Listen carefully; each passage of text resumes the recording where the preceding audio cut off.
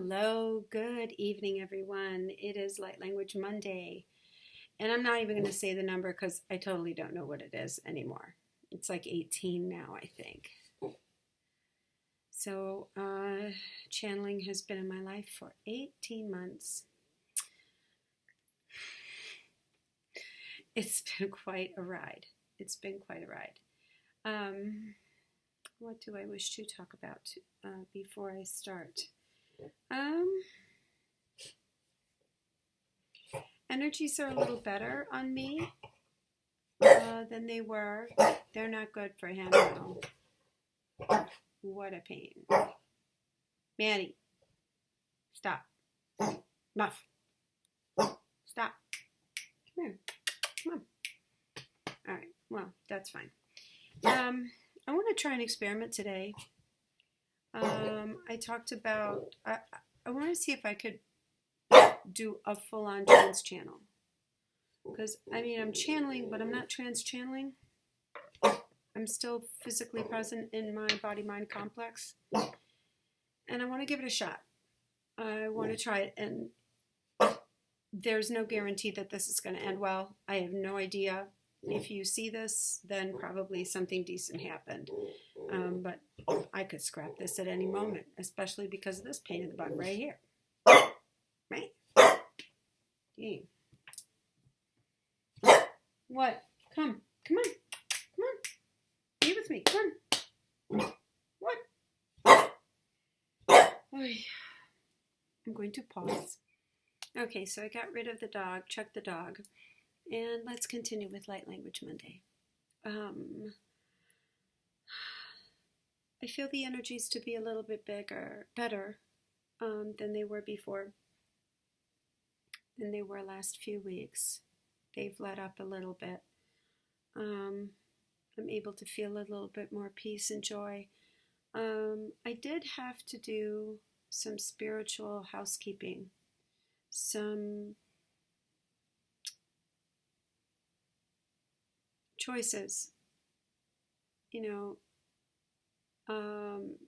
that were heavy on my heart, and I kind of hashed those out over the weekend, so I feel a little bit lighter than I normally do. So, in terms of this is a good thing to know. I actually saw my psychiatrist for the last time this weekend, talking about my journey of depression and anxiety. My psychiatrist just had a baby, 3-month-old baby, so I took her one of my art pieces as a thank you for her being such a beautiful person. It was really, really nice. We hugged each other. I got emotional, which is no big surprise because that's the kind of person I am. Tears always flow. But it was a very sweet thing. So further talking about my battle with anxiety and depression. All right, so where I left it was at 9/11. After 9/11, I saw it. I was at work already. And of course, the whole world changed. And what's interesting about that is that I had one of my very first experiences around that time with really talking to God and getting a response.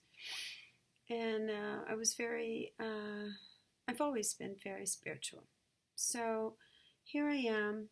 I was angry at God because in what I was taught, God can do everything. And these people were acting in the name of God, and that's why they killed people just like me, regular secretaries, moms, dads that are going to work to,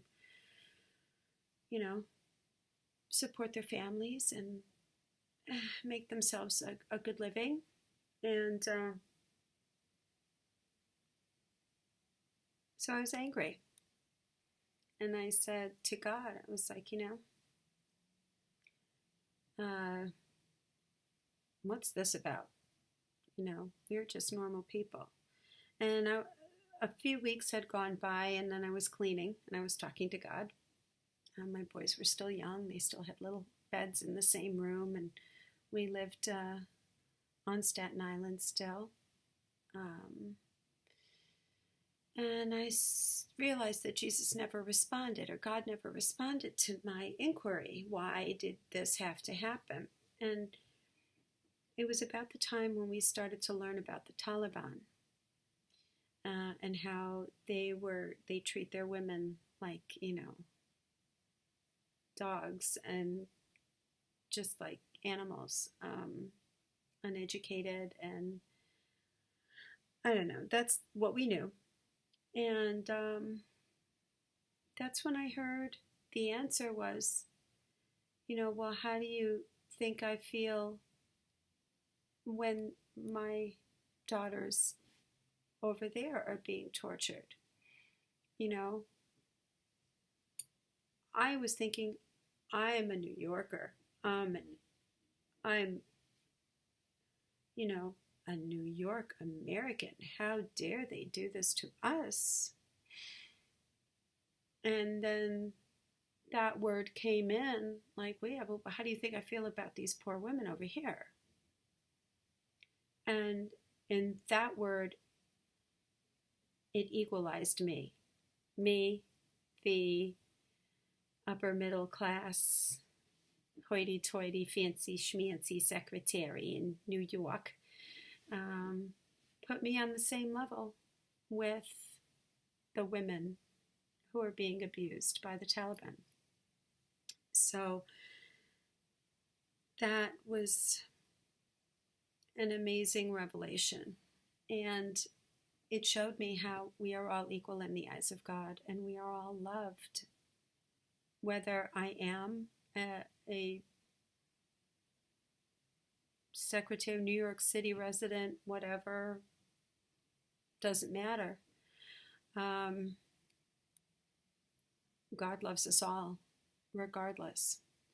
So I've lived with that beautiful revelation for how many years now? 17 years. So, okay. So after that, my mental health, anxiety was difficult. I would have panic attacks. I needed to go on medication. And I dealt with that for many, many years. And so if we fast forward, because I'm really getting tired of talking about this, so I'm just going to finish it. If we fast forward it, we sold our house on Staten Island, moved upstate New York into this house. And my stresses released quite a bit. They released quite a bit. But my ex-husband's increased dramatically because of the very tiring hours he had to keep commuting back and forth to Manhattan from New York, from here where we live. So while our children and myself flourished, I went back to school. I changed careers. While that was a beautiful choice for myself, it was a poor choice for him. And his stress levels increased. And as a result, our relationship suffered quite a bit. So to give you just a microcosm of things, we were always disconnected. When I had the day that I had the interview for my current job, which was 11 years ago, my older son, who was in high school, I think junior at that time, I think a junior in high school, sophomore, junior, something like that, like a senior in high school, I think. And my younger son was in 8th grade. Uh, I had my job interview. My mother was here in town. We went to have dinner or at lunch at the waterfront in this town by me. And he poked me in the belly. And my belly was really hard, like it didn't squish in. And I was like, oh my God, there's only one other time that happened, and I was pregnant. Am I pregnant? Lo and behold, I was pregnant at 41, 42, 41. I was pregnant. Could not believe it. My father had passed away the previous year in July, and I know when this baby was conceived, and then this was late August, and sure enough, I was late, and I was pregnant. So my boys were excited. My husband accused me of doing it on purpose because I had wanted to have a child, and he did not want. So he got angry, and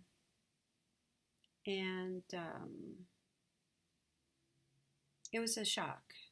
The pregnancy was a shock. His reaction was a shock.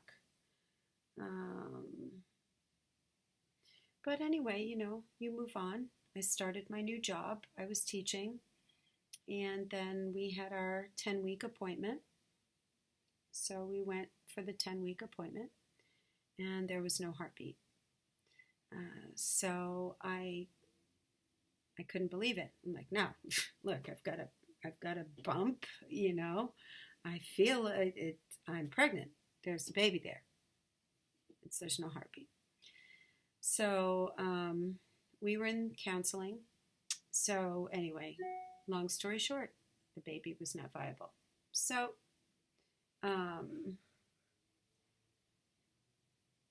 had the miscarriage in my home, in my shower. So my father died. I had a miscarriage. Then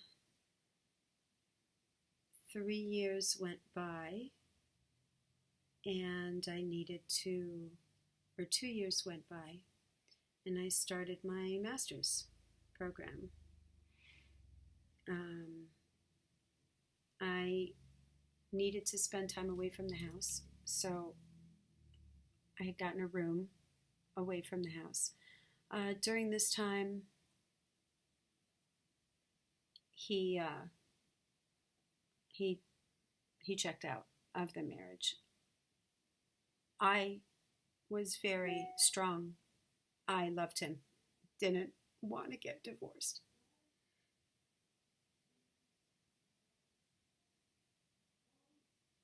But, was not meant to be. So when I got back from going away for my summer intensive college, I had to go visit my mother. And by the time I got back, I knew it was over.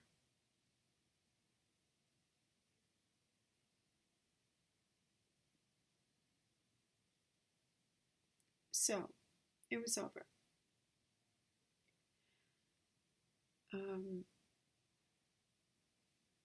But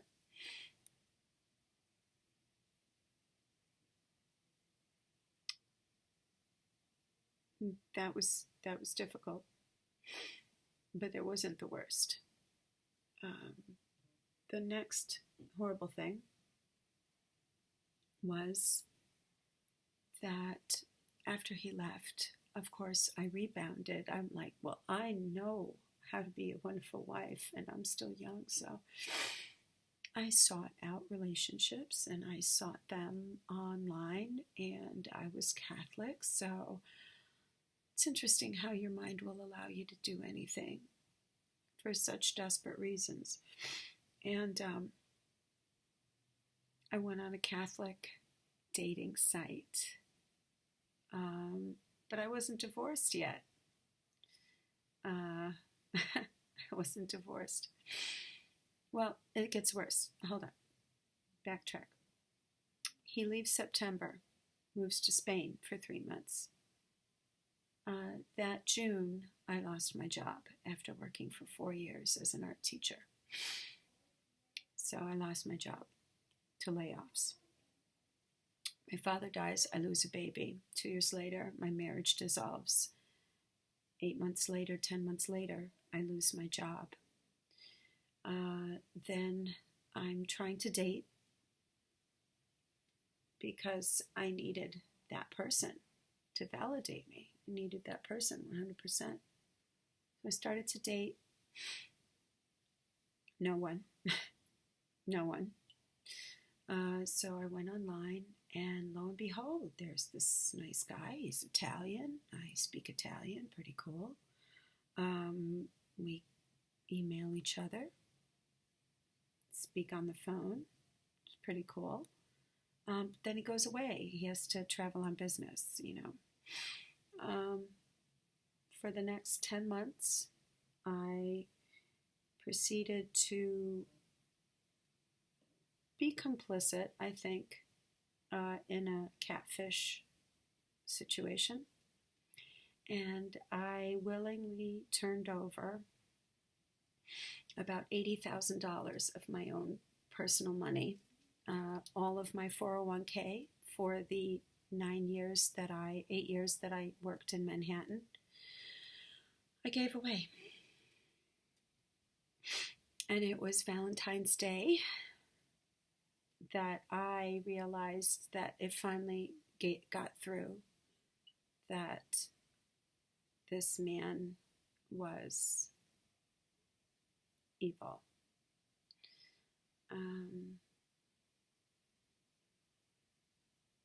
But what that lesson taught me was that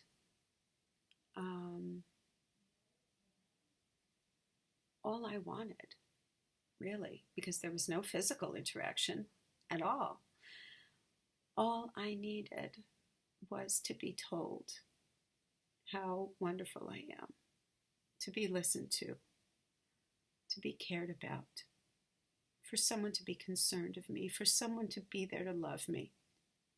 That's all I really needed.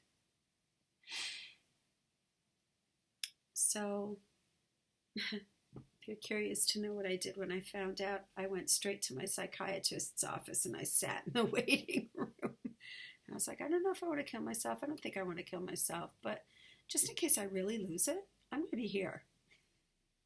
And I didn't lose it. Actually, it was the grace of God. I mean, I think, I called the FBI. There's nothing they can do. I willingly turned it over. So that was a big deal. That was a big deal. But it wasn't the worst deal. So I had lost my job, so my divorce proceedings came to a halt.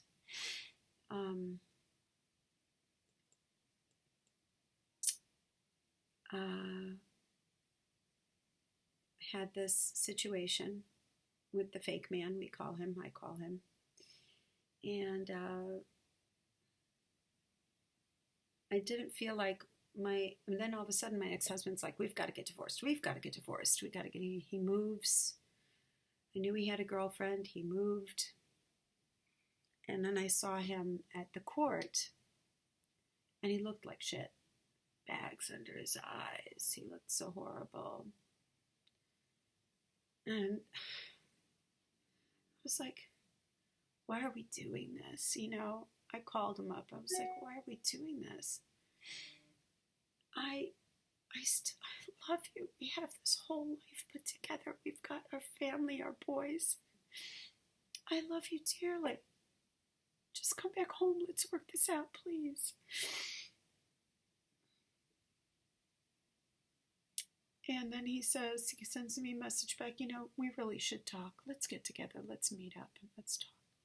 And I was like, he hasn't asked me to talk in 3 years. I wonder what he's going to ask me.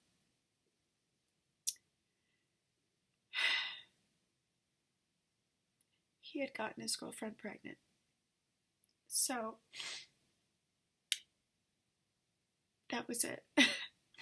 He had done the same thing he had done to me 20 some odd years before, got me pregnant. We got married. He didn't learn his lesson. He recreated the situation he ran away from. And that's what he did. And that's when I wanted to die. That's when I didn't care if I lived or died. This three-dimensional trapping of a marriage, the sacrament of a marriage that I fought so hard to keep, had failed and failed and failed, and all the prayers, all the rosaries, nothing worked. Not only did nothing work, but my baby was dead, and he made another one with another woman. So that's when I wanted to die.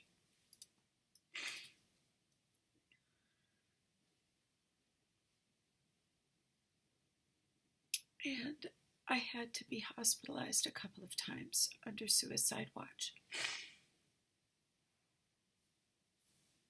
because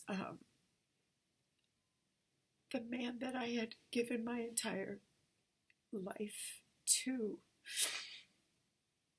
that was what I thought the answer to my dreams,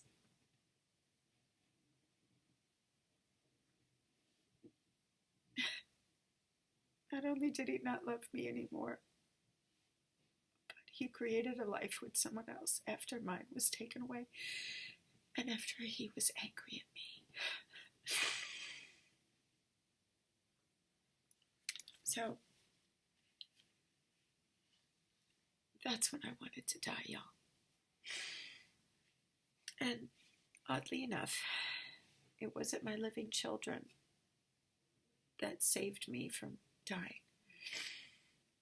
It was the fact that my mother would have to bury me, and I couldn't do that to her. So this woman saved my life. So when I hit rock bottom, I reached out. I realized, fuck this shit of religion. It's not working, because it promised me that if I did X, Y, and Z, then I would be fine, and I'm not fine. So that's fucked up. So I'd always been, I've always had situations with the demonic going on, so I wanted to figure that out. So I read a book, and it resonated with me, and I contacted the author. She was a psychic medium. I went to see her, forked over a bunch of money to her, but I learned some answers. And I started to talk about my paranormal life, my demonically interfered with life. They were appearing in my dreams. I was chasing them. I was fighting them. They would not appear in my daytime. Anyway, so I sought out the paranormal. I joined a paranormal group. I was able to talk with psychics and mediums, mediums, whatever. I started the whole ghost hunting thing. I became a very big paranormal follower. All the shows, I knew all the people, all the fancy names of the paranormal community I was friends with. I went to conventions, I did ghost hunts, and all this time I started having these popping sounds in my ears. So I knew that was spirit communicating with me. I knew it. And, but I didn't really get into the macabre like everybody was. They were all witches, and They were really into going into dark basements and saying, "Is anybody present?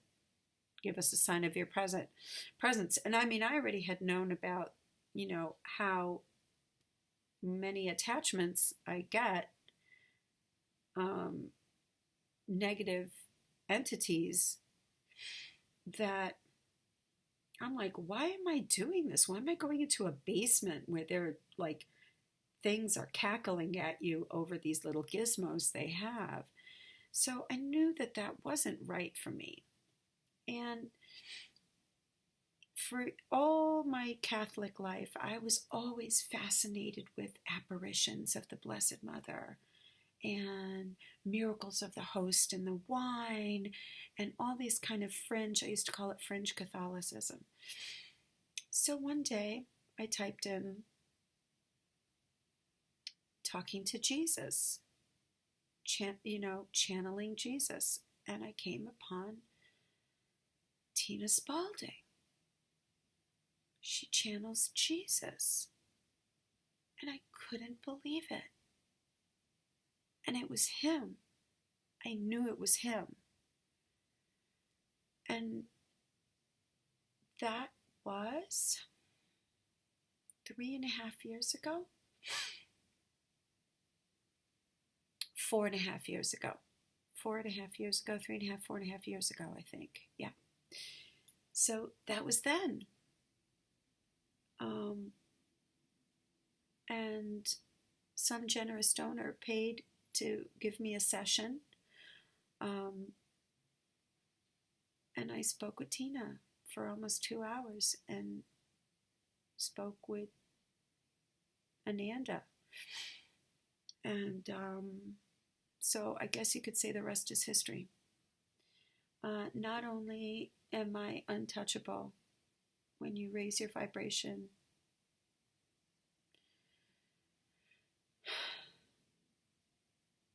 let's just say it was all worth it. Every last tear was worth it to be where I am now and to dwell in the love that I have now. Do I have a man in my life? Not really. Would I like one? Oh yeah, baby. But you know what? It's just not where it is right now. And to be honest with you, my life is pretty full.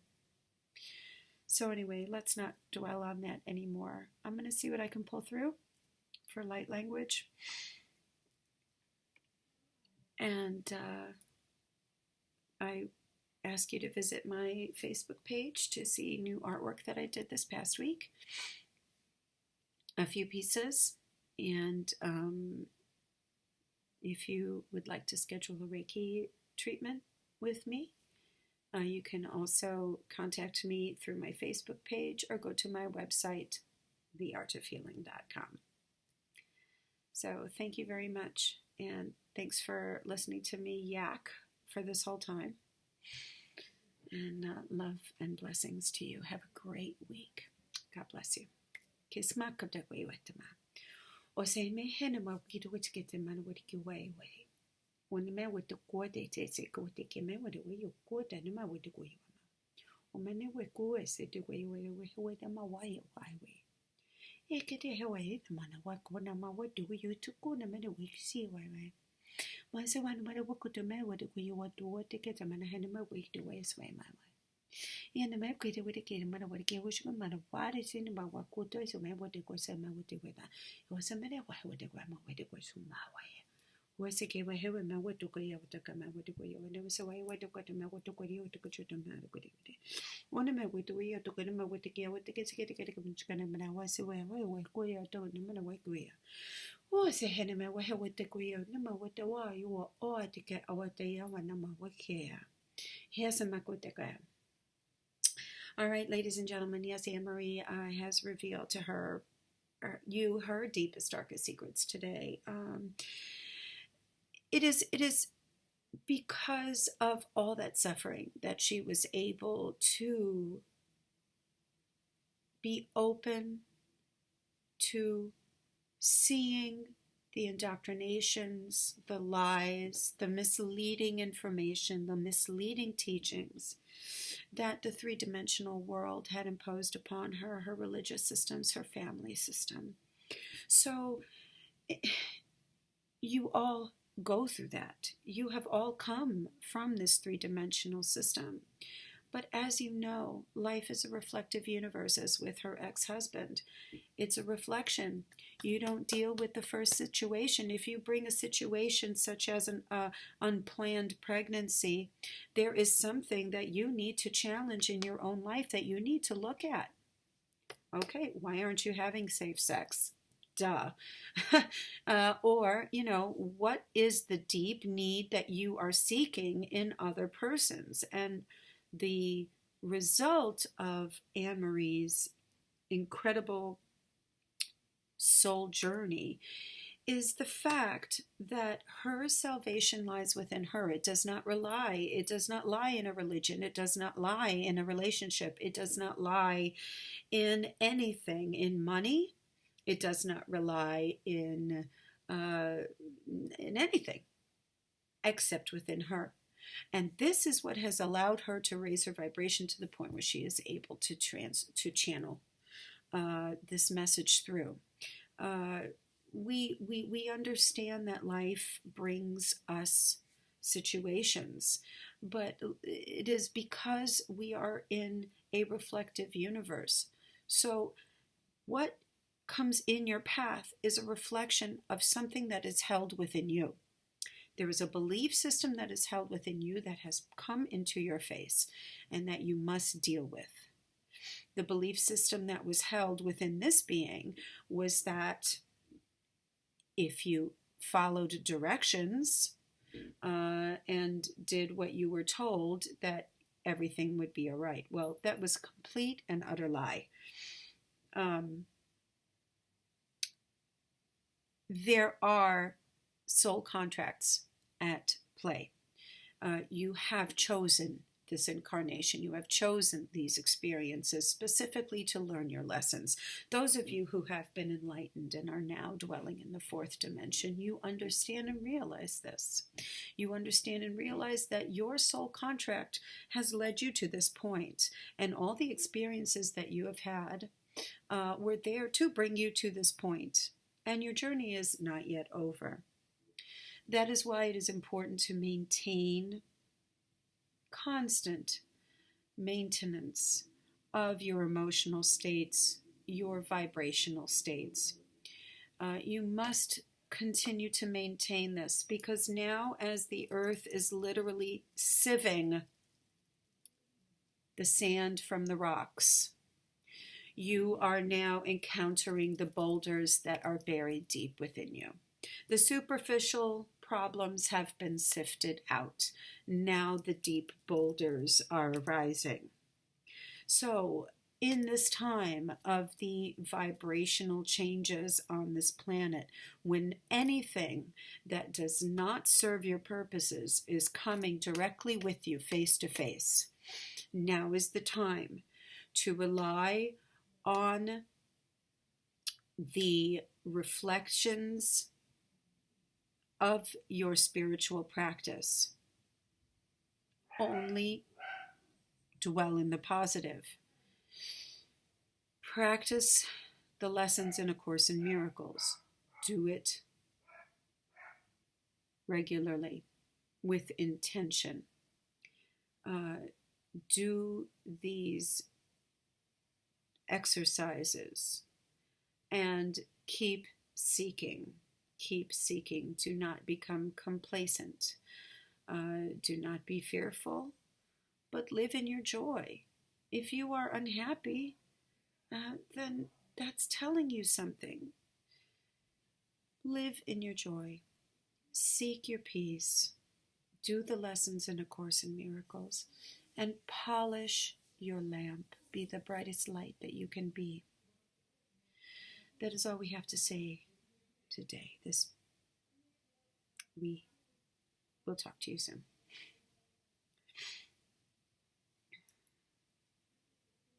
I actually had to plug my ears. silicone earplugs. My mom is watching TV downstairs and it's really loud. Okay, so I guess that's that. Happy Light Language Monday. Thank you for letting me share my story with you. Okay. Love and blessings to you all. I hope it helped. Bye-bye.